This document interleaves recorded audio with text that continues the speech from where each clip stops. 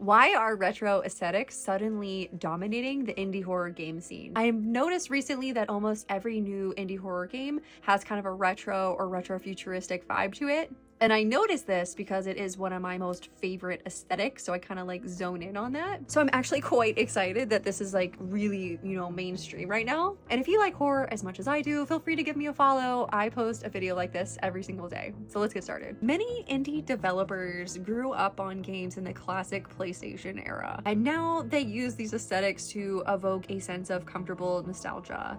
If you think about it, many indie horror devs are probably around my age, like in their 30s. And there's a great interest in nostalgia when it comes to games and movies right now. And so we have a personal interest, I would say, mostly in the 80s and 90s. Another reason why this is so popular could be that retro horror subverts expectations. Retro styles take something kind of normal and twist it into something kind of unexpected, especially retrofuturism. It can create kind of an uncanny valley feeling where the familiar becomes frightening. This is really on trend right now, and also horror games as a niche are very susceptible to trends. Another reason could be that indie horror devs are on a budget, and they've typically proven time and time again that less is more when it comes to retro horror. Indie horror has also proven time and time again that a small budget doesn't necessarily mean a less terrifying experience. In fact, limitations can force more creative solutions, leading to innovative and memorable scares. So when you have the unique constraints of not having a big budget, not having a huge team,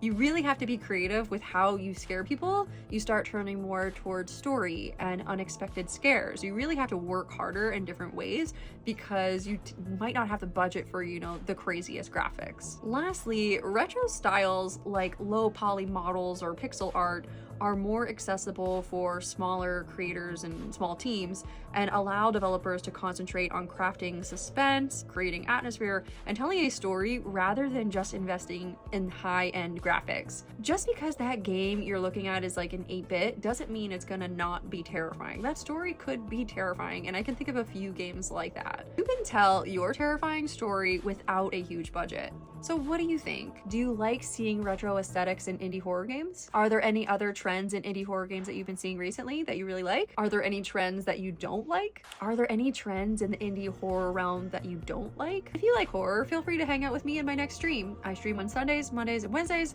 on TikTok, YouTube, and Twitch. See you soon. Bye.